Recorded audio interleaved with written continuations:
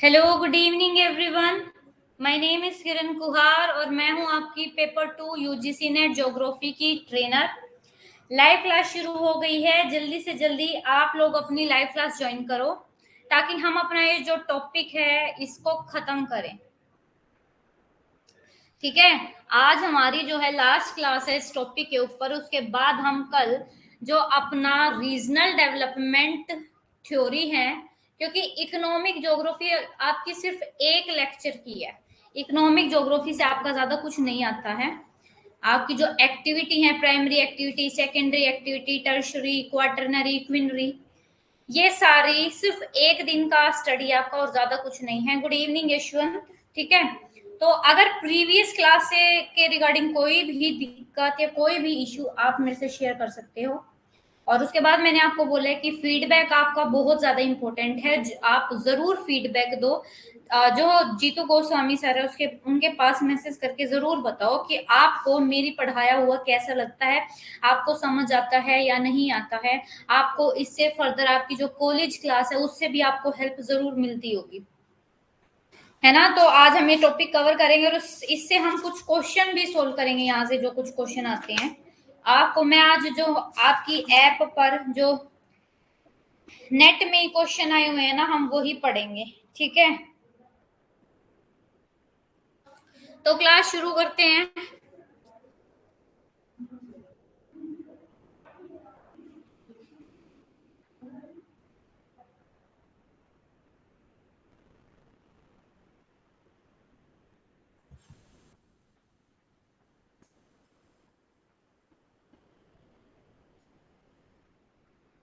अब एक जो आपका है लाइव स्टॉक रेंचिंग, इसमें आए हुए हैं।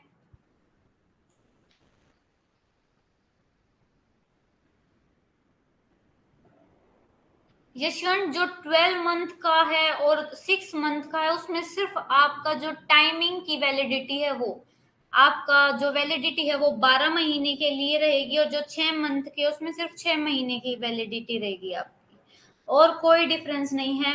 बाकी आपको नोट्स भी वही मिलेंगे, क्लास भी वैसे ही मिलेगी। अलग अलग पैकेज हैं। आपको मैंने ग्रुप में भी शेयर किया था, ये ग्रुप में शेयर किया था मैंने आपको। ग्रुप में मैंने आपको लोगों को बताया था कि आपका जो है 2 दिन का वो चल रहा था अभी ऑफ।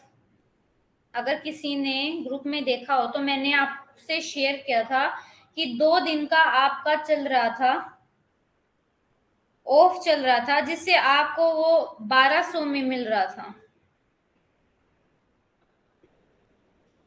आप बेटे कूपन कोड जरूर यूज किया करो। जैसे मैंने भेजा था लाइव क्लास आपको पेपर 1 पेपर 2 की, बेटे मैंने व्हाट्सएप ग्रुप में भेजा था लाइव क्लास पेपर 1 पेपर 2 की 1231 में, और 6 मंथ की आपको 1641 में। 3 मंथ का आपको 1231 में मिल रहा है, और 6 मंथ का आपका पेपर 1 पेपर 2 की दोनों जो लाइव क्लास हैं वो 2462 में, इसमें आपको सब कुछ मिलेगा। और 3 मंथ का आपको पेपर 1 पेपर 2 की लाइव क्लास 1641 में। बेटे इनमें रिकॉर्डेड का जो है डिफरेंस होता है। आपको कुछ में रिकॉर्डिंग मिलेंगी, कुछ में नहीं मिलेंगी, कुछ में आपको सिर्फ लाइव क्लास मिलेंगी। आप व्हाट्सएप ग्रुप में नहीं हो, मुझे पता है यशवंत, आप व्हाट्सएप ग्रुप में नहीं हो क्योंकि ये ग्रुप पहले बन गया था, है ना। और अब जो है सर ने मना कर दिया कि व्हाट्सएप ग्रुप नहीं बनाना।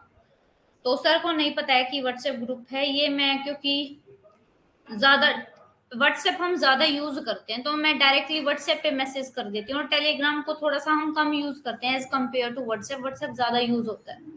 ठीक है, तो जो नहीं होना आप मेरे को टेलीग्राम पे अपना नंबर सेंड कर देना, मैं आपको ऐड कर दूंगी। ठीक है, लेकिन ये कोई भी बात सर से डिस्कस मत करना क्योंकि सर को नहीं पता है इस ग्रुप के बारे में।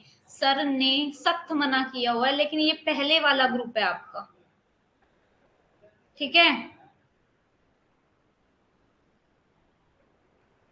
ठीक है, तो अब शुरू करते हैं बेटे। ये live stock wrenching, live stock wrenching यानी के पशुधन पालन। इसमें आपका सिर्फ और सिर्फ क्या होता है, पशुओं को पालने का काम होता है। ये ऐसी फार्मिंग का टाइप है जिसमें पशुओं को पाला जाता है, और जब हम पशुओं को पालते हैं तो उनके लिए कुछ ना कुछ चारा भी जरूरी होगा। ठीक है, तो हिंदी में देखते हैं। हाँ जी यशवंत, मैं आपको और सविता को दोनों को ऐड कर दूंगी, बट आप मुझे मैसेज कर देना टेलीग्राम पे। आपका वैसे नंबर तो मेरे पास सेव है यशवंत, मैंने आप टेलीग्राम पे आपका सेव किया है या नहीं, बाकी मैं आपको तो सेव करके और कर लूंगी। एक बार मेरे को नंबर सेंड कर देना बेटे। ओके सविता, आप भी सेंड कर देना। सविता भी है टेलीग्राम पे, बट मेरे को नंबर सेंड करना। आप पढ़ते हैं, चलो। पशुधन पालन। पशुधन पालन क्या है? एक व्यापक क्षेत्र में पशुधन की व्यावसायिक चराई है, यानी कि एक बहुत बड़े एरिया पे पशुओं को चराने का काम होता है, ये होता है आपका पशुपालन। और जैसे आप देखते हो कि हम अपनी लाइव हमने भी एग्जांपल देखा है कि जैसे कई बार हम ना ऐसे देखते कि जो 2-3 लोग होते हैं और वो बहुत सारी या तो गायों को लेके एक स्थान से दूसरे स्थान पे घूमते रहते हैं, या भेड़ों को लेके एक स्थान से दूसरे स्थान पर घूमते हैं। देखिए ना आप सबने, वो गाय बड़े बड़े सींगों वाली इतनी सारी आती हैं, कई बार जाम भी लग जाता है, कई बार ट्रैफिक भी लग जाता है उसकी वजह से। देखिए, तो ये वो चराने के लिए ही एक स्थान से दूसरे स्थान पे घूमते रहते हैं। और ये जैसे आपके राजस्थान के जो लोग हैं वो क्या करते हैं, जैसे राजस्थान में आपकी बारिश की कमी है, बारिश की कमी होने की वजह से वहां पे जो चारा है वो अच्छे से उपलब्ध नहीं हो पाता, तो वे अपने पशुओं को एक स्थान से दूसरे स्थान पर लेकर घूमते रहते हैं, है ना। तो यही है पशुधन पालन में क्या होता है, चराने के लिए उनको लेके जाते हैं। और ये देखो, ये आपका मोस्टली कहाँ होता है, शुष्क या अर्ध शुष्क भूमि के लिए अनुकूलित कृषि का एक ये रूप है। और यह जो है 19वीं सदी का उत्पाद है, यानी कि 19वीं सदी से ये पशुधन पालन शुरू हुआ है। पश्चिमी यूरोप और उत्तर पूर्वी संयुक्त राज्य अमेरिका में गोमांस और ऊन के लिए शहरी बाजारों का विकास किया गया। ठीक है, इसमें क्या हुआ, it is a product of 19th century. 19वीं शताब्दी का ये जो कृषि का एक टाइप है, ये 19वीं शताब्दी का ये प्रोडक्ट है। और क्या हुआ, growth of urban markets for beef and wool in western. जो आपका ये है नो, आपका यूरोप है और यूनाइटेड स्टेट है, यानी कि अमेरिका है, यहाँ पे जो आपके शहर है, शहरों का ओरिजिन, शहरों का ग्रोथ किस लिए हुआ, आपके गोमांस के लिए और ऊन के लिए। ठीक है, और ये कहते हैं it is largely confined to area of European settlement. ये कहते हैं यह काफी हद तक यूरोपीय बस्ती के क्षेत्रों तक ही सीमित है, यानी अपेक्षाकृत विकसित देशों में जहां वनस्पति बहुत कम है और मिट्टी फसलों के लिए बहुत खराब है। ये क्या कहते हैं कि ये जो है ना, ये एक आपका टाइप, ये काफी हद तक यूरोपीय बस्ती के क्षेत्रों, जो बस्ती वाले क्षेत्र है वहीं तक सीमित है, यानी कि जो विकसित देशों में जहाँ पे वनस्पति बहुत कम है और मिट्टी फसलों के लिए खराब है, तो वहां पे ये होता है। कहने का मतलब है ये इस तरीके की फार्मिंग कहाँ पे होती है, जहाँ पे आपकी मिट्टी कैसी है, अनउपजाऊ है, फसलों के लिए अच्छी नहीं है और वनस्पति भी वहां पर अच्छी नहीं है, तो वहां पे पशुओं को पालने का काम होता है। ठीक है, ये होता है लाइव स्टॉक रेंजिंग। अब ये लाइव स्टॉक रेंजिंग कहाँ कहाँ होता है, इसके मेजर एरियाज क्या क्या हैं, देखो। अब सुनो, इसके लिए ना ये आपको घास के मैदान याद करने, और ये घास के मैदान आपके लिए बहुत इंपॉर्टेंट है। एक होते हैं आपके शीतोष्ण घास के मैदान और एक होते हैं उष्ण कटिबंधीय घास के मैदान। शीतोष्ण घास के मैदान कौन से होते हैं, जो आपके ट्रॉपिकल एरिया से ऊपर होते हैं वो होते हैं शीतोष्ण घास के मैदान, और जो आपके ट्रॉपिकल एरिया के अंदर आते हैं उसे बोलते हैं उष्ण कटिबंधीय घास के मैदान। क्या कहते हैं, देखो ये है आपका 0 डिग्री, ये है आपका 23 डिग्री, ये भी आपका 23 डिग्री। तो इसके बीच में जो आपको मैदान मिलते हैं उसको बोला जाता है उष्ण कटिबंधीय घास के मैदान, और इससे ऊपर जो घास के मैदान मिलेंगे उसे बोला जाता है शीतोष्ण घास के मैदान। ठीक है। शीतोष्ण का मतलब क्या होता है, जहां पे शीत यानी कि गर्मी भी होती है और ठंडा भी होता है, यानी कि गर्मियों में अधिक गर्मी और सर्दियों में अधिक सर्दी, ये होता है शीतोष्ण। और उष्ण कटिबंधीय में गर्म मौसम है वो ज्यादा होता है और यहाँ पे बारिश भी ज्यादा होती है। आप देख लेते हैं ये कहाँ पे क्या मिलता है। देखो, हम उत्तर अमेरिका के, नॉर्थ अमेरिका के क्या बोला गया है, वेस्टर्न यूनाइटेड स्टेट और उसके पार्ट में होता है लानोज ऑफ वेनेजुला। अब आपका एक कंट्री है साउथ अमेरिका में, यहाँ पे वेनेजुला, इस वेनेजुला में लानोज घास के मैदान है। यहाँ पे आपका ये सबसे बड़ी साउथ अमेरिका की एक कंट्री है जिसका नाम है ब्राजील। ब्राजील में सिरटाओ है। और ये नीचे है आपका अर्जेंटीना। अर्जेंटीना में इनका नाम पंपाज है। उरुग्वे एंड अर्जेंटीना, ठीक है। और पेटागोनिया चाओ चाओ, ठीक है, ये उरुग्वे में नाम है। और उसके बाद कारो साउथ अफ्रीका में है, ठीक है, साउथ अफ्रीका में। और कुछ ये जो है आपका इस तरीके का पशुधन पालन ऑस्ट्रेलिया में भी होता है और न्यूजीलैंड में भी होता है, ठीक है। ये कहते हैं स्पेन और पुर्तगाल को छोड़कर यूरोप में पशुपालन दुर्लभ है। यानी कि स्पेन को और पुर्तगाल को छोड़कर यूरोप में जो पशुओं को पालना एक कठिन कार्य है।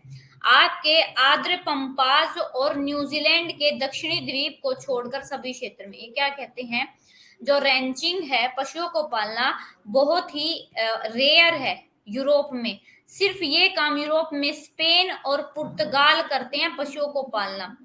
विद द एक्सप्रेशन जो ह्यूमिड पंपा है साउथ आइलैंड न्यूजीलैंड के, all reason are semi arid, इन सब में शामिल है, ठीक है। तो ये है, ये आपके मैदान कहाँ कहाँ मिलते हैं। अब देखते हैं इसकी कैरेक्टरिस्टिक में सबसे पहले है कि पशुधन पालन भूमि उपयोग का एक व्यापक रूप है। यानी कि ये क्या कहते हैं, देखो जनरली तो हम लैंड का यूज करते हैं अपनी फसल को उगाने के लिए, फसल को बोते हैं, फिर वो ग्रो करती है, फिर उसको काटते हैं।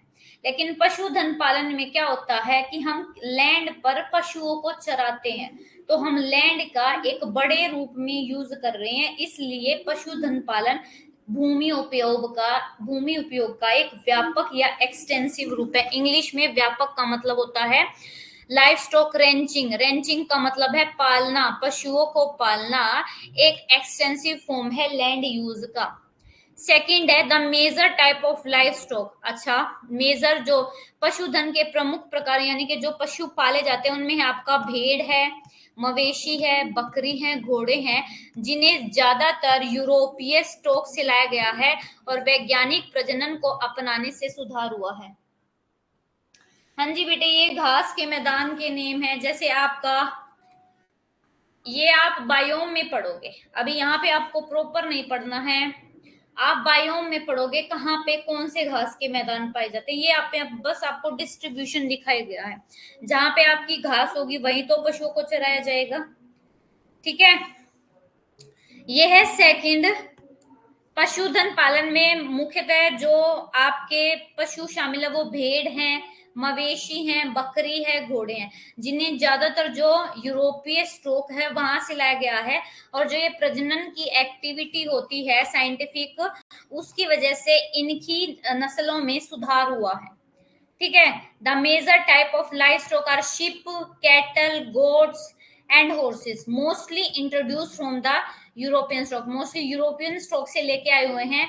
And improve by the adoption of scientific breeding, और इनमें इम्प्रूवमेंट कैसे हुआ है, साइंटिफिक ब्रीडिंग की वजह से इनमें इम्प्रूवमेंट हुआ है, ठीक है।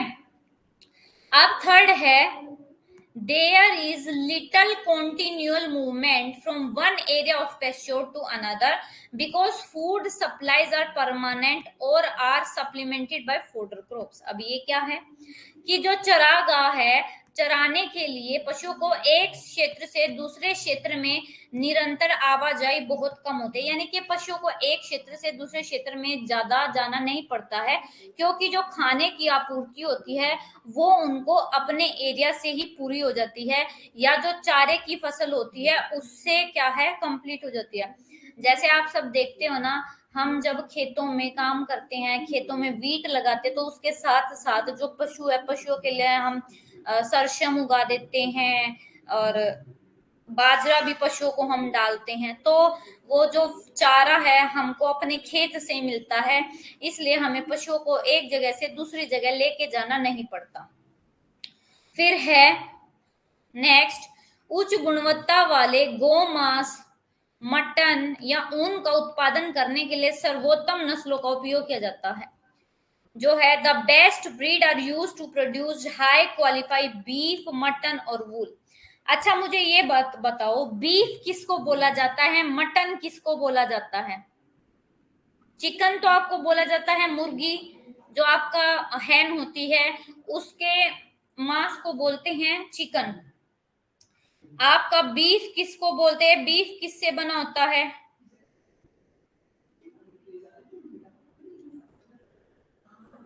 बीफ का मतलब होता है आपका गाय का मांस, ठीक है। और मटन होता है आपका, सोचो मटन किसका होता होगा?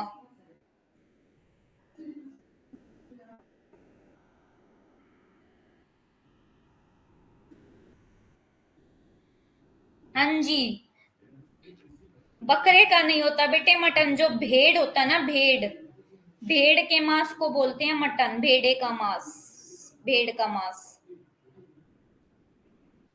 भेड़ या बकरी दोनों का हो सकता है मटन में, भेड़ या बकरी दोनों, ठीक है। हाँ जी, मटन भेड़ या बकरे दोनों का हो सकता है। तो देखो कितने पापी लोग हैं, और मैं मानती हूँ और आप लोगों को भी मानना चाहिए। नागालैंड में डॉग का नहीं होता यशवंत, नागालैंड में जो पूरा का पूरा आपका भैंस होता है ना, उसको पकाया जाता है और फिर उसको खाया जाता है नागालैंड में। जो आपकी नागा ट्राइब है ना,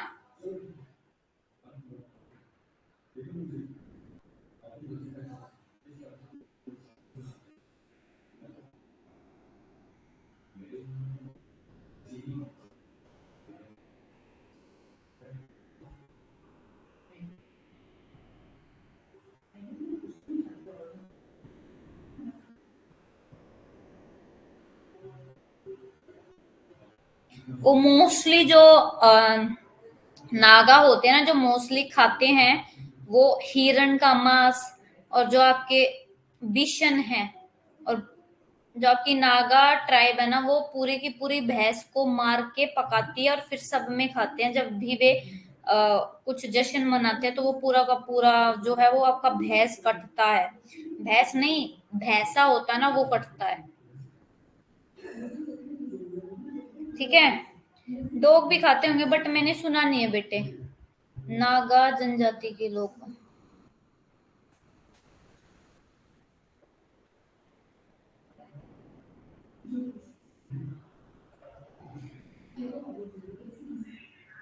हाँ जी, कुछ भी खा जाते हैं, उनपे ज्यादा कोई ट्रस्ट नहीं है, वे इंसान को भी मार के खा सकते हैं।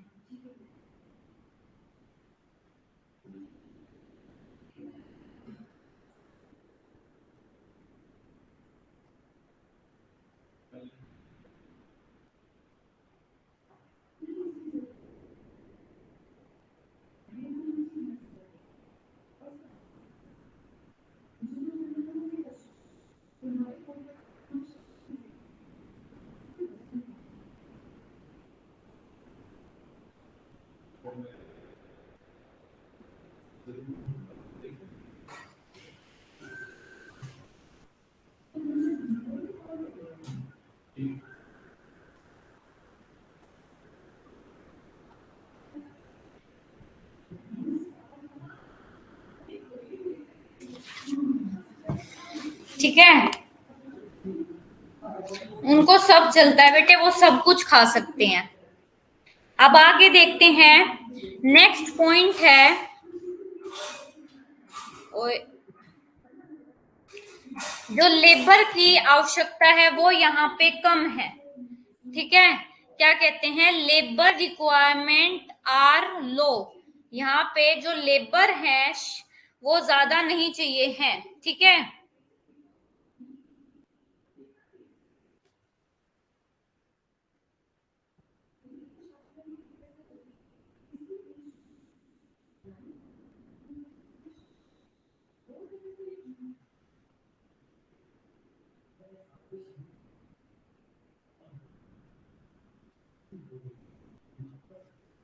ये कहते हैं this regions are typified by a low population. यहाँ पे जो जनसंख्या है वो बहुत कम है। ठीक है, और बहुत फैले हुए, यानी कि जो स्कैटर्ड का मतलब होता है फैलना, बहुत छोटे छोटे आपके जो अर्बन सेटलमेंट है वो, और उसमें भी जो पॉपुलेशन है वो बहुत कम मिलती है। यहाँ पे जो ट्रांसपोर्ट और कम्युनिकेशन की फैसिलिटी है, नेटवर्क की जो फैसिलिटी है वो अच्छी नहीं है, पुअर है। एजुकेशनल फैसिलिटीज भी लिमिटेड है। ओके, तो ये कैरेक्टरिस्टिक बेटे आपको याद रखनी है, यहाँ से क्वेश्चन पूछे जाते हैं। हम कैरेक्टरिस्टिक रिवाइज भी कर लेंगे। ओके, अब मेनली हमें क्या पढ़ना है, जैसे कोई भी फार्मिंग है उसका नेम पढ़ते हैं, उसकी कैरेक्टरिस्टिक और डिस्ट्रीब्यूशन, बस ये 3 चीजें हमें पढ़नी होती है, उसके अलावा हमें और कुछ नहीं पढ़ना है। अब नेक्स्ट है आपका कमर्शियल ग्रेन फार्मिंग, यानी कि वाणिज्यिक अनाज खेती। अब जहां पे ये वाणिज्यिक लग गया, वाणिज्यिक का मतलब है कि जहां पे हम अनाज को व्यापार करने के लिए उगाते हैं या व्यापार करने के लिए हम प्रोडक्शन करते हैं, तो उसको बोला जाता है आपका वाणिज्यिक। कमर्शियल का मतलब ही आपका ट्रेड और किससे होता है, ट्रेड से होता है, और क्रेडिट या कैश से होता है। तो कहते हैं वाणिज्यिक अनाज खेती 19वीं सदी की औद्योगिक क्रांति द्वारा लाए गए महान आर्थिक और तकनीकी परिवर्तनों का निर्माण है। आपका इस लाइन से क्वेश्चन बन सकता है कि ऐसी कौन सी फार्मिंग का टाइप है जो 19वीं सदी की औद्योगिक क्रांति और आर्थिक तकनीकों की परिवर्तनों का रीजन है, तो वो है आपका कमर्शियल ग्रेन फार्मिंग। और यह हाल में ही उत्पन्न हुआ है, यानी कि हाल में ही इसका ओरिजिन हुआ है, और उत्पादन प्रौद्योगिकी के संबंध में व्यापक और यंत्रीकृत दोनों है। यानी कि प्रोडक्शन में और टेक्नोलॉजी के संबंध में यह बहुत ज्यादा एक्सटेंसिव और टेक्नोलॉजीफाइड है। यानी कि इस कृषि में आपकी टेक्नोलॉजी और मशीनरी वगैरह का बहुत ज्यादा यूज होता है, एक्सटेंसिव रूप में, यानी कि ब्रॉड रूप में होता है। और यह समुद्री प्रभाव से बहुत दूर मध्य अक्षांशों की महाद्वीपीय भूमि में पाया जाता है। ये लाइन बहुत इंपॉर्टेंट है, आपसे ये पूछा जाएगा कि ऐसी कौन सी कृषि है जो समुद्री प्रभाव से बहुत दूर मिड कॉन्टिनेंटल रीजन में मिलती है। यानी कि आप ऐसे ऐसे भी पूछ सकते हैं कि मिड कॉन्टिनेंटल लैंड पर कौन सी कृषि की जाती है, तो वो है आपका कमर्शियल अनाज, कमर्शियल ग्रेन फार्मिंग। ठीक है, इंग्लिश में और देख लेते हैं कि commercial grain farming is the creation of great economic and technological changes, जो कि इंडस्ट्रियल रेवोल्यूशन की वजह से आए 19वीं सदी में, और ये हाल ही में इसका ओरिजिन हुआ है। और ये बहुत ज्यादा मैकेनाइज का मतलब इसमें मशीन्स का यूज होता है और टेक्नोलॉजी भी ज्यादा यूज हुआ है। और it is found in the continental land of the mid latitude far removed away from the marine influence, यानी कि ये पानी के इन्फ्लुएंस से बहुत दूर है, और मिड कॉन्टिनेंटल बेल्ट में या मिड लैटिट्यूड में महाद्वीपों के अंदर होती है ये कमर्शियल ग्रेन फार्मिंग। ओके, आगे पढ़ते हैं कि ये कहाँ कहाँ मिलती है डिस्ट्रीब्यूशन। देखो, बड़े पैमाने पर व्यावसायिक अनाज की खेती संयुक्त राज्य अमेरिका में, कनाडा में, सोवियत संघ में, अर्जेंटीना और ऑस्ट्रेलिया में पाई जाती है।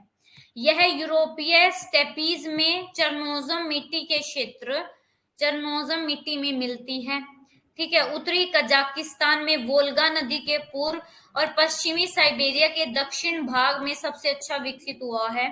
कनाडाई और अमेरिका प्रेरीज, अर्जेंटीना के पंपास, दक्षिण अफ्रीका के वेल्स, ऑस्ट्रेलिया के डाउन्स और न्यूजीलैंड के कैंटाबेरी। अब बेटे ये आपके क्या हैं, ग्रेन फार्मिंग कहाँ पे होगी, जहां पे आपके घास के मैदान होंगे। देखो क्या कहते हैं, ये कहाँ पे है, ये आपका वर्ल्ड का मैप है, ये नॉर्थ अमेरिका है, ये ऐसे बना रही हूं मैं, ये साउथ अमेरिका है, ये आपका यूरोप है, ठीक है, ये आपका यूरोप है, ये आपका रशिया वाला पार्ट है, ये नीचे इंडिया एशिया वाला पार्ट है, ये एशिया हो गया, और ये आपका अफ्रीका वाला पार्ट है। तो उत्तरी अमेरिका के हैं प्रेरी, नॉर्थ अमेरिका के क्या हैं, प्रेरी, अर्जेंटीना, यहां पे आपका अर्जेंटीना के पंपास, प्रेरी और पंपास, और आपके जो अफ्रीका है, अफ्रीका के वेल्स, VELDS वेल्स, और आपके जो एशिया है, एशिया के स्टेपी, यहाँ पे आपका न्यूजीलैंड है, न्यूजीलैंड के कैंटाबेरी, और ये ऑस्ट्रेलिया, ऑस्ट्रेलिया के घास के मैदान को बोलते हैं डाउन्स, ठीक है।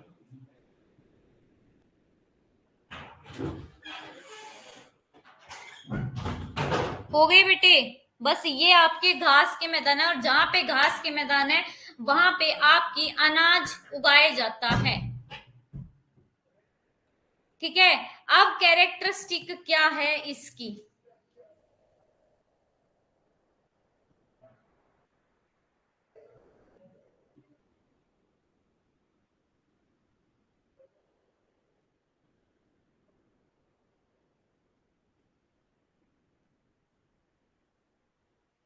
अच्छा किसी ने ये नहीं पूछा कि मैम ये जो ग्रासलैंड है ये सूटेबल क्यों है एग्रीकल्चर के लिए।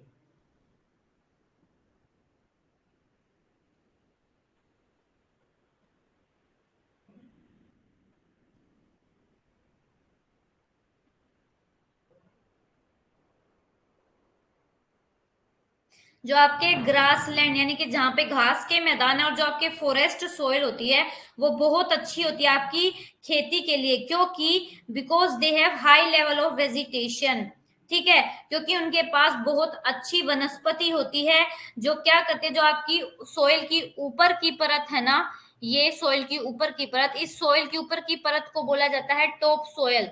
ये जो हाँ अभी बता रही हूँ सविता, घास के मैदान और फॉरेस्ट इसलिए आपके बेनिफिट हैं फार्मिंग के लिए, इसलिए अच्छे हैं क्योंकि सोइल की क्वालिटी और एयर, सोइल की क्वालिटी वहां पे बहुत अच्छी है। सोइल की क्वालिटी कैसे अच्छी है, क्योंकि यहाँ पे देखो ये आपकी सोइल की टॉप लेयर है, और इस पे क्या होती है, आपके पेड़ होते हैं, वनस्पति होती है, और घास के मैदान होते हैं। तो ये जो घास है, वनस्पति है, ये सोइल को, ऊपर वाली सोइल की परत को प्रोटेक्ट करती है, ठीक है, किससे, इरोजन की वजह से। और जब वहां पे सोइल अच्छी है, वेजिटेशन अच्छी है, आपका पानी भी अच्छा है, तो उसकी वजह से ये फार्मिंग के लिए सूटेबल एरिया माना जाता है, इसलिए आपके घास के मैदान इंपॉर्टेंट होते हैं, ठीक है। ये सोइल को प्रोटेक्ट करते हैं विंड से, वाटर से, ताकि सोइल का इरोजन कम से कम हो, और सोइल को हाई क्वालिटी के जो मिनरल्स हैं वो प्रोवाइड करती हैं, इसलिए ये जो घास के मैदान और फॉरेस्ट है वो इंपॉर्टेंट होते हैं आपकी फार्मिंग के लिए।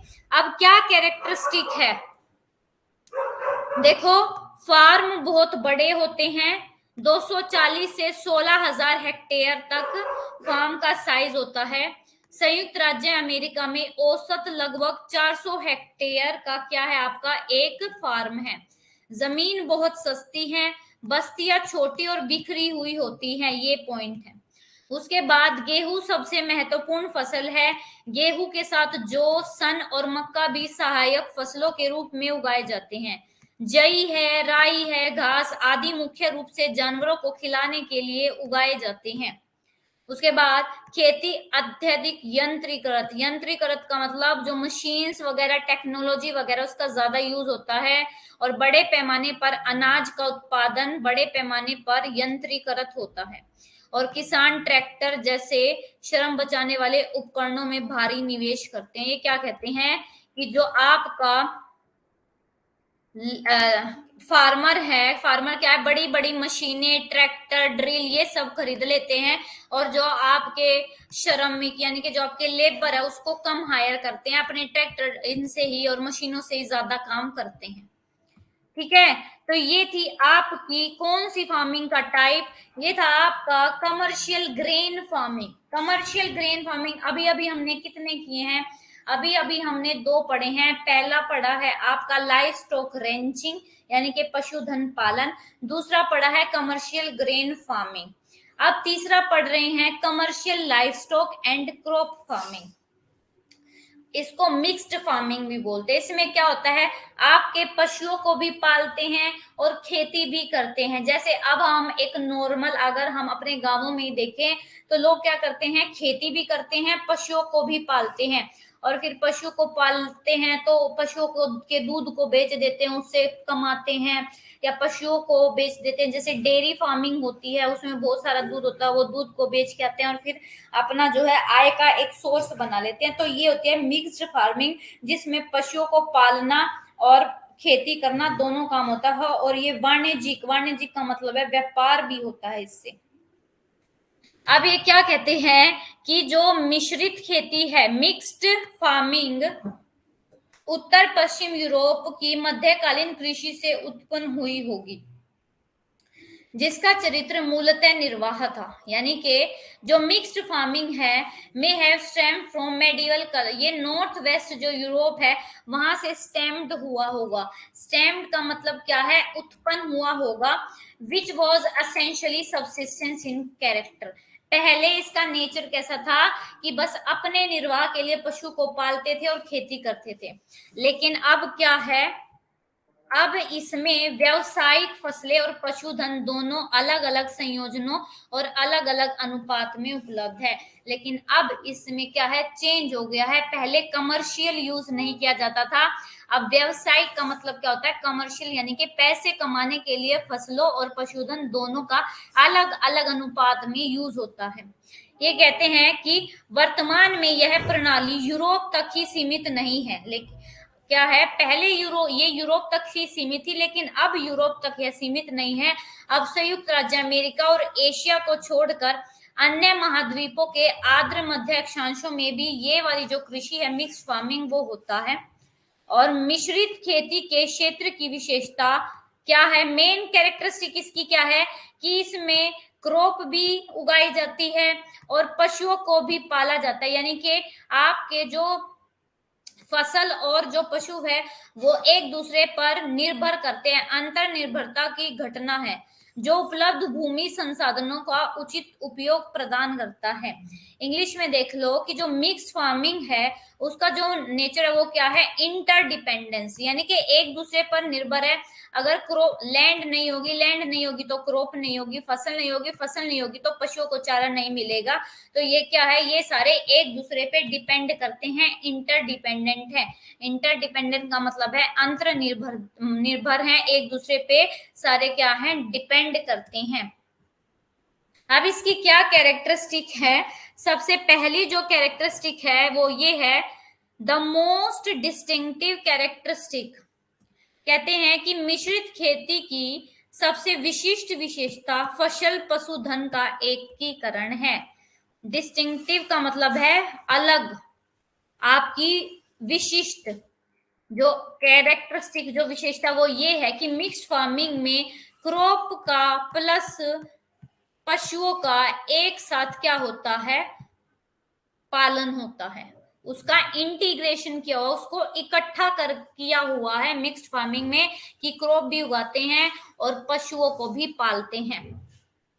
ये कहते हैं mixed farms are characterized by high expenditure on machinery, जो आपके जहाँ पे ये मिक्स्ड फार्मिंग होती है वहां पे मशीनों पे और फार्म पे बिल्डिंग पे बहुत ज्यादा पैसा लगाया जाता है, मैन्योर पे फर्टिलाइजर्स पे बहुत ज्यादा क्या है, पैसा लगाया जाता है। ये कहते हैं कि मिश्रित खेतों की विशेषता मशीनरी और फार्म भवनों पर उच्च व्यय, खाद और उर्वरकों का व्यापक उपयोग और किसानों द्वारा तकनीकी कौशल का इनपुट होता है। और नेक्स्ट है कि मिश्रित कृषि क्षेत्र में विभिन्न प्रकार की फसलें उगाई जाती हैं।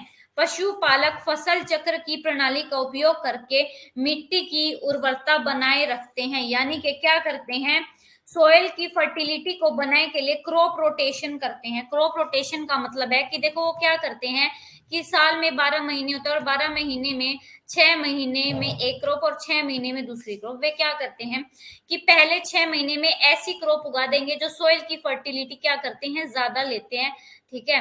अब वो नेक्स्ट टाइम क्या करेंगे, इस फर्टिलिटी को बढ़ाने के लिए नेक्स्ट टाइम ऐसे जो फसल है वो उगाएंगे जो सोयल से फर्टिलिटी कम लेती हो, ठीक है, और वो क्या करती हो, वो ऐसी फसल हो जो सोयल में फर्टिलिटी को इंक्रीज करती हो।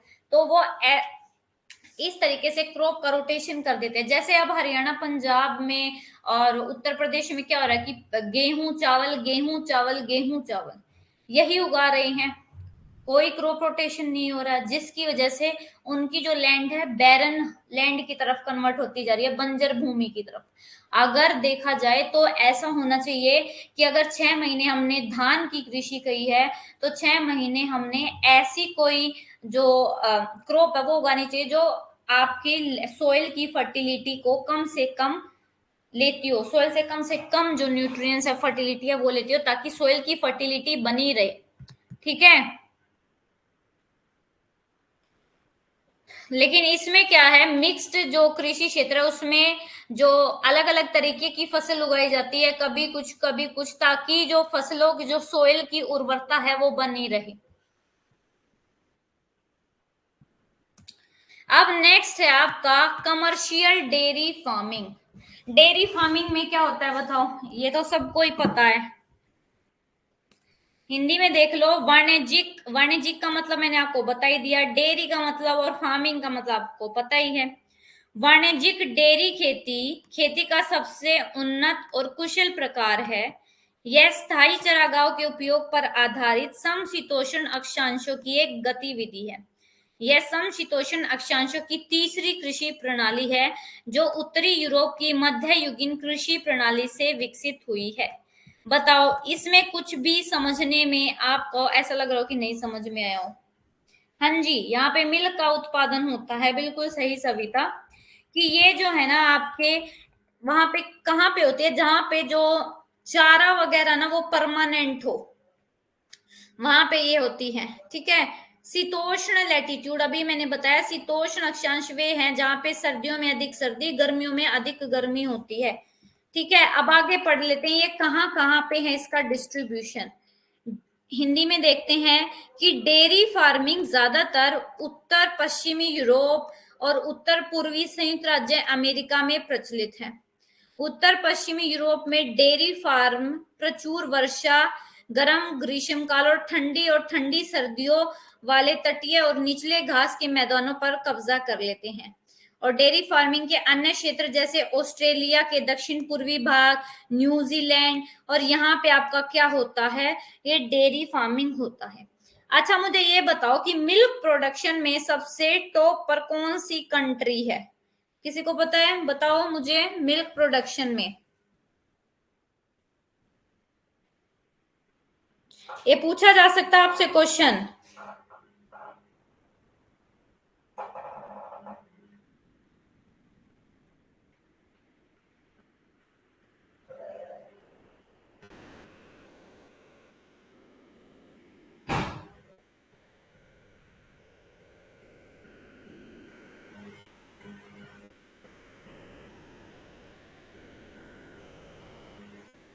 Which country is the largest producer of milk?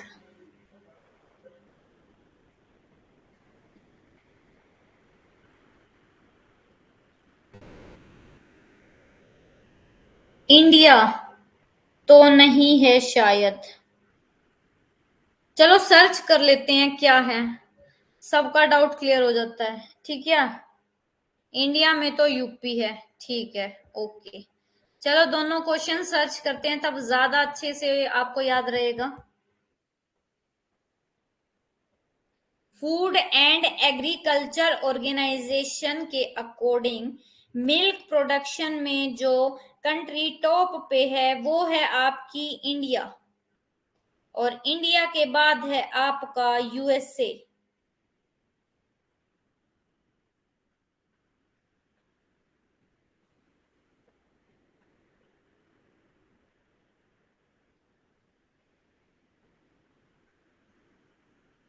एक बार कंफर्म करते हैं, विच कंट्री इज द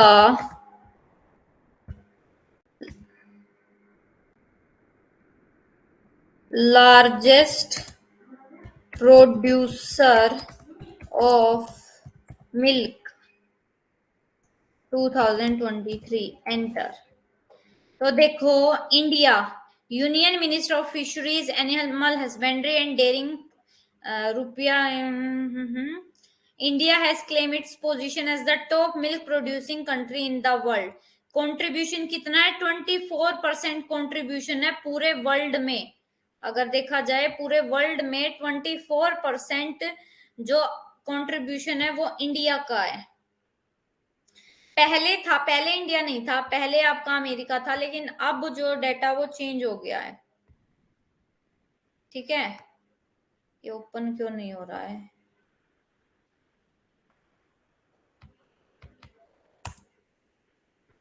पता नहीं ये क्यों ओपन नहीं हो रहा है। एक minute, top 10 largest milk producing country देख लेते हैं।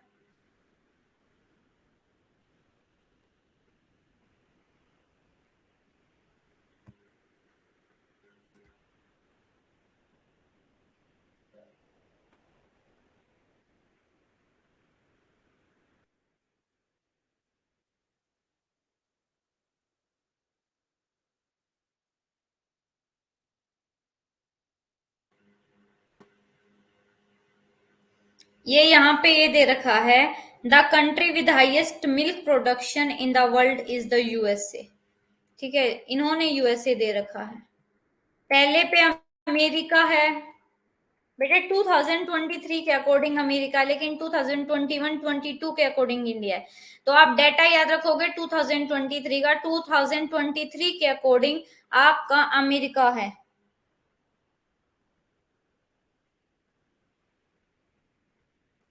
ठीक है, अमेरिका, अमेरिका के बाद है आपका इंडिया, और इंडिया का कितना परसेंट शेयर है? 22% शेयर है, जबकि आपके अमेरिका का कितना परसेंट शेयर है?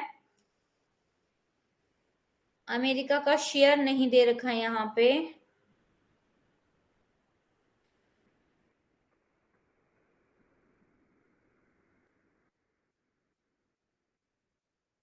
अमेरिका, इंडिया और थर्ड चाइना है, फोर्थ ब्राजील है और फिफ्थ जर्मनी है। तो ये टॉप 5 कंट्री आपको याद रखनी है। ठीक है बेटे, आपका क्या है? ये वितरण तो मैंने आपको डिस्ट्रीब्यूशन तो करा दिया है, कहाँ पे है? पहले पे याद रख लो अमेरिका, अमेरिका के बाद इंडिया, इंडिया के बाद आपका चाइना, चाइना के बाद ब्राजील और ब्राजील के बाद आपका जर्मनी। ये टॉप 5 कंट्री है किसमें? आपके मिल्क के प्रोडक्शन में। अब इसकी कैरेक्टरिस्टिक क्या है?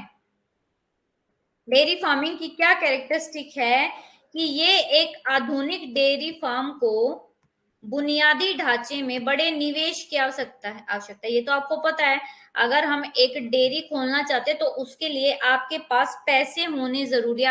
आपको पैसे की नीड पड़ेगी, इन्वेस्टमेंट की, बहुत बड़ी इन्वेस्टमेंट की नीड होती है। ठीक है, पशु शेड लगाने, दूध देने वाली मशीनें, फ्रीजर, फीडिंग टावर, चारे के भंडारण के लिए खलियान और साइलो और पशु चिकित्सा सेवाएं आदि जैसे यांत्रिक उपकरण के लिए बहुत बड़े इन्वेस्टमेंट की नीड है।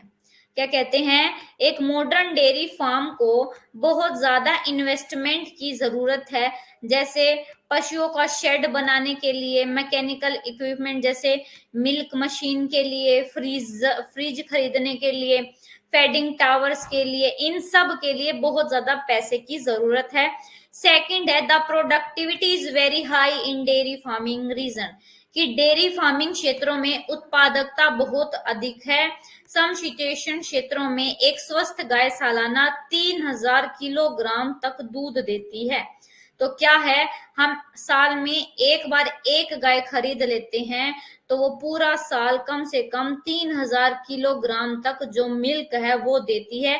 एक हेल्दी काउ, तो ये बहुत ज्यादा क्या है, इफेक्टिव है, बहुत ज्यादा हाई अच्छे रिजल्ट देती है डेयरी फार्मिंग। ठीक है, डेयरी फार्मिंग करने से अच्छा क्या होता है, फायदा होता है। अब लास्ट है आपका specialized horticulture and olericulture. अब बताओ, मैंने ओलेरी कल्चर आपको बताया था या नहीं? ओलेरी कल्चर आपको बताया था, बताओ प्रीवियस क्लास में। Olericulture the science of vegetable growing dealing, यानी कि जो आपके फल हैं, फलों को उगाने की जो प्रक्रिया है उसको बोला जाता है आपका ओलेरी कल्चर या हॉर्टिकल्चर। अब ये पढ़ लेते हैं क्या होता है। The production of vegetables and fruits in orchards, orchards क्या होते हैं आपके बाग, and kitchen garden is a common feature of agriculture of humid temperate region of the world. Hindi में देख लो कि बगीचों और रसोई बगीचों में सब्जियों और फलों का उत्पादन दुनिया के, नहीं सविता ग्रेप्स नहीं, ग्रेप्स नहीं आएगा, विटीकल्चर को बोलते हैं ग्रेप्स की कृषि, विटीकल्चर को बोलते हैं ग्रेप्स की खेती, लेकिन ओलेरी कल्चर को बोलते हैं सब्जियों की खेती। ठीक है, दुनिया के आर्द्र शीतोष्ण क्षेत्रों की कृषि की एक सामान्य विशेषता है। मध्य अक्षांशों की पश्चिमी कृषि प्रणालियों में भूमध्य सागरीय क्षेत्रों में बागवानी का अभ्यास किया जाता है। बड़े पैमाने पर फल और सब्जियों की खेती की जाती है, उसको बोला जाता है आपका बागवानी या ओलेरी कल्चर। और इस हॉर्टिकल्चर और ओलेरी कल्चर में मैंने आपको एक वर्ड बताया था जिसका नाम है आपका ये ट्रक फार्मिंग। क्या कहते हैं कि ये जो विशिष्ट बागवानी और ओलेरी कल्चर है के सबसे प्राचीन और महत्वपूर्ण क्षेत्र कौन से है, भूमध्य सागरीय जलवायु का अनुभव न करने वाली पश्चिमी यूरोप के अंगूर के बागानों तक सीमित है। और कृषि की ये जो प्रणाली है ये शहरी लोगों द्वारा बाजारों के निर्माण के कारण विकसित हुई है, जो बड़ी मात्रा में खराब होने वाले ताजे फलों और सब्जियों के लिए अच्छी विकसित कीमत देने को तैयार थे। ठीक है, तो ये बेटे ये तो कुछ समझाने का है ही नहीं। अब नेक्स्ट है डिस्ट्रीब्यूशन, यानी कि ये कहाँ कहाँ पे मिलती है। देखो ये आपका यूरोप में, ब्रिटेन में, डेनमार्क में, बेल्जियम, जर्मनी, नीदरलैंड, यूएसए, इस यहाँ पे इस तरीके की खेती को क्या बोला जाता है, ट्रक फार्मिंग। ट्रक फार्मिंग दोबारा समझाने की जरूरत है, बताओ मेरे को। और ट्रॉपिकल रीजन में ट्रक फार्मिंग इस्टेब्लिश की गई है क्लाइमेटिक रीजन की वजह से। ठीक है, उष्णकटिबंधीय क्षेत्रों में जलवायु संबंधी कारकों से ट्रक खेती की स्थापना की जा सकती है और ऊपरी क्षेत्र शीतोष्ण फलों और सब्जियों का उत्पादन करने में सक्षम हो सकते हैं जिनकी शहरी क्षेत्रों में काफी मांग है। तो बेटे ये कोई भी आपको समझाने वाली चीज नहीं है, बस इसकी कैरेक्टरिस्टिक देखते हैं आप हॉर्टिकल्चर और ओलेरी कल्चर की, कि farmers in this region specialize in particular fruit और वेजिटेबल, यानी कि इन क्षेत्रों के किसान विशेष फलों या सब्जियों को उगाने में विशेषज्ञ होते हैं, स्पेशलाइज होते हैं, उनमें एक स्किल होती है उनको उगाने के लिए। सेकेंड है the scale of farming is small and intensive attention is paid to individual plants. ये कहते हैं कि खेती का पैमाना छोटा हो जाता है और व्यक्तिगत पौधों पर गहन ध्यान दिया जाता है, यानी कि एक पर्टिकुलर जो पार्ट होता है ना उस पर ध्यान दिया जाता है। जैसे हम खेत में उगाते हैं तो एक पूरे खेत में हम फसल लगा देते उस पूरी पे ध्यान देते हैं, लेकिन इसमें सिर्फ एक पौधा हो गया उस पर ध्यान देते हैं। मान लो कि हमने सिर्फ ये आपका बागान है, इस बागान में हमने केले के पेड़ उगा दिए तो उन पर ध्यान देंगे, और दूसरे बागान में हमने क्या है, हमने दूसरे में लगा दिए आपके नींबू, और तीसरे में हमने लगा दिया आपके ऑरेंज, तो इस ऑरेंज पे ही ध्यान देंगे, इसमें यहाँ पे बनाना पे ध्यान देंगे और यहाँ पे नींबू पे ध्यान देंगे। और फसल उगाने के तरीके पारंपरिक है, यानी कि पुराने हैं। ट्रेडिशनल का मतलब है पुराने हैं, जो मेथड्स हैं इनको उगाने का वो क्या है, ट्रेडिशनल है। नेक्स्ट है scientific farming is done using selected seeds, insecticide and nurseries. ये क्या कहते हैं कि वैज्ञानिक खेती चयनित बीजों, कीटनाशकों और नर्सरी का उपयोग करके की जाती है। क्या यूज होता है आपका? कीटनाशक, नर्सरीज और सीड्स, बीज, इन सब का यूज करके ये उगाए जाते हैं। और बाजार, उद्यानों और ट्रक फार्मों की एक सामान्य विशेषता सभी प्रकार के उत्पादों के लिए उच्च स्तर का व्यवसायीकरण होता है। यानी कि जो कॉमन फीचर है मार्केट गार्डन का और ट्रक फार्मर का, वो क्या है? High degree of commercialisation. यानी कि इसमें क्या होता है? कमर्शलाइजेशन होता है। बहुत कमर्शलाइजेशन क्या कि सिर्फ यहाँ पे फलों को, सब्जियों को बेचने के लिए ही किया जाता है। बहुत ज्यादा कमर्शलाइजेशन है। और कहते हैं in addition to market gardening, a modern development in the industrial region of western Europe and North America is factory farming. आप देखो, एक फैक्ट्री फार्मिंग क्या होती है ये समझना। फैक्ट्री फार्मिंग किसको कहते हैं? फैक्ट्री फार्मिंग कहते हैं जो आपका ये भेड़ है, ये हैन है और आपके बकरी है, इनको क्या कर दिया जाता है? अब एक बिल्डिंग बना ली जाती है और उस बिल्डिंग में ऐसे हम फ्लोर डिवाइड कर देते हैं। एक नीचे वाले फ्लोर पे भेड़, बकरी, यहाँ पे चिकन, इन सबको स्टोर कर देते हैं और क्या कर देते हैं? फिर इनका ट्रेड करते हैं, व्यापार करते हैं। तो इसको, ये एक फैक्ट्री के अंदर हो जाता है, इसलिए इसको बोला जाता है फैक्ट्री फार्मिंग। बाकी ये प्राइमरी एक्टिविटी से ही जुड़ा हुआ है। ठीक है, आपका ये सारा डेयरी फार्मिंग, आपका पोल्ट्री फार्मिंग, ये सब किस में आता है? प्राइमरी एक्टिविटी में। ठीक है,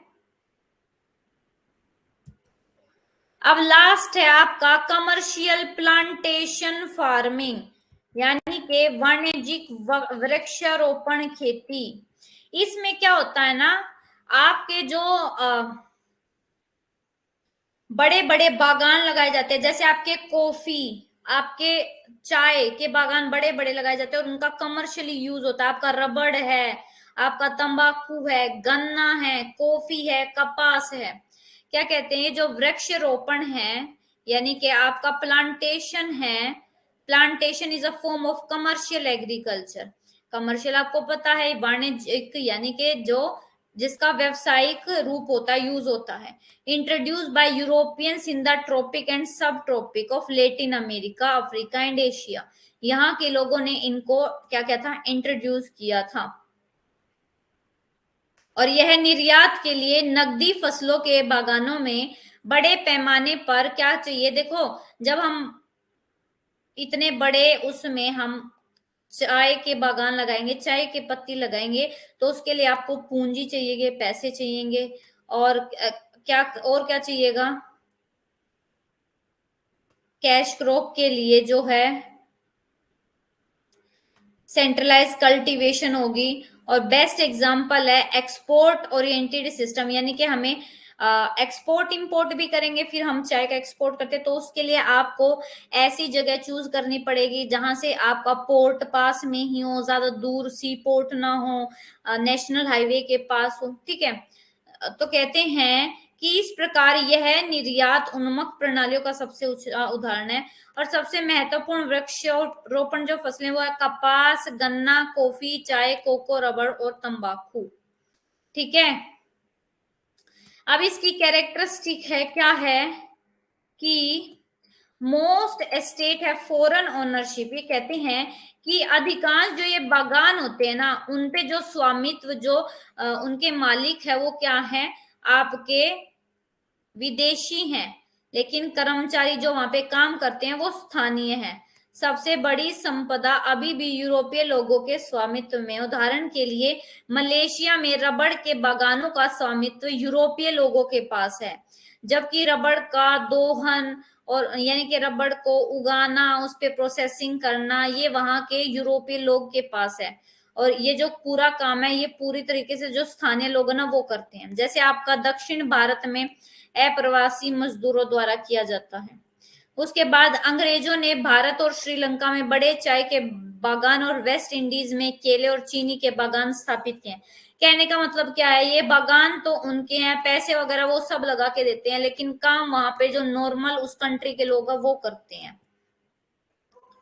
ठीक है, उसके बाद है the French establish cocoa and coffee plantation in West Africa. जो आपके फ्रांस के लोग हैं उन्होंने कॉफी और कोको के जो बागान है वो वेस्ट अफ्रीका में लगाए, कैमरून में और इवरी कोस्ट में। जो डच हैं उन्होंने शुगर केन यानी कि जो आपके गन्ने हैं, गन्ने के बागान लगाए इंडोनेशिया में, जावा में।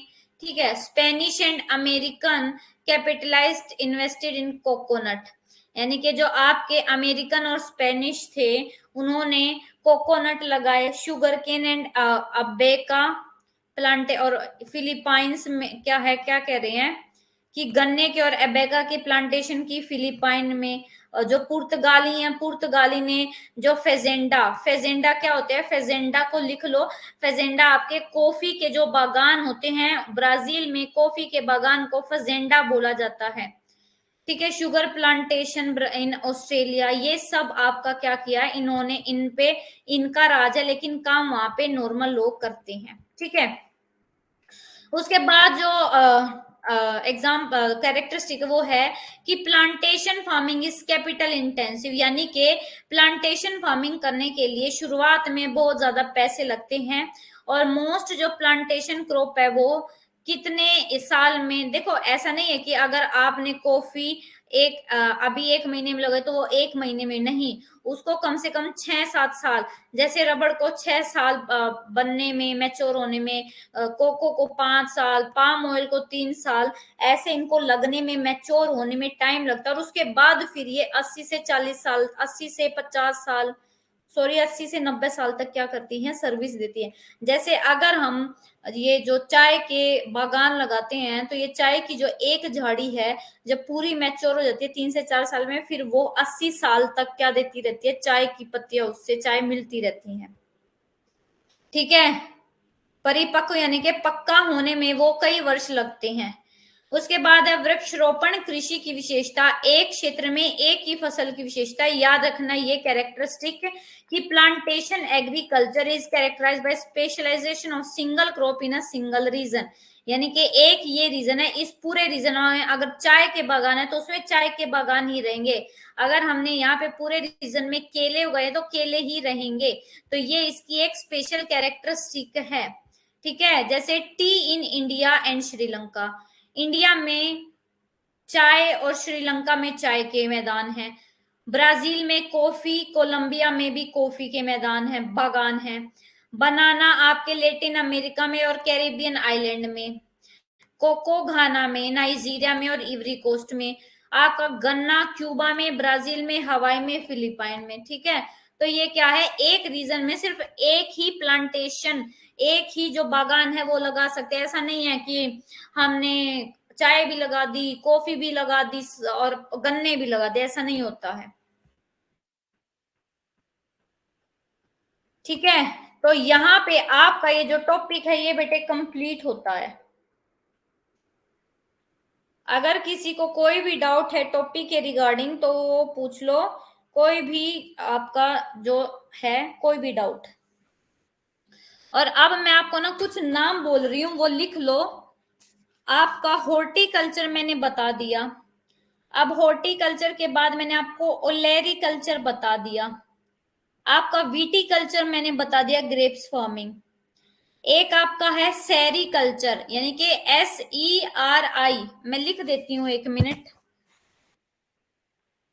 लिख देती हूँ तब ज्यादा अच्छे से समझ में आएगा। ये एग्जाम में यहाँ से क्वेश्चन आते हैं। सेरीकल्चर, सेरीकल्चर का क्या मतलब है, सेरीकल्चर का मतलब है production of silk, production of silk.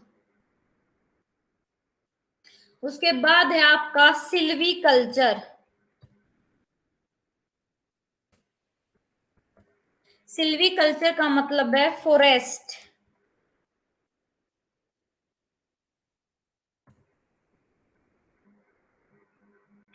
उसके बाद है आपका फ्लोरिकल्चर, फ्लोरिकल्चर किससे रिलेटेड है, फ्लावर्स की फार्मिंग से। उसके बाद है आपका एपीकल्चर।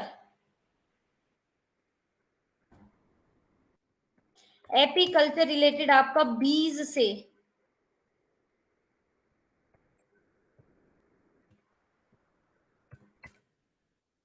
आपने मधुमक्खियां जो छत्ते बनाती हैं वो देखा है ना, उसमें वो होता है, ये उसमें क्या होता है आपका, जो ये मधुमक्खियां है इनके छत्ते से जो शहद निकाला जाता है वो एपीकल्चर में होता है।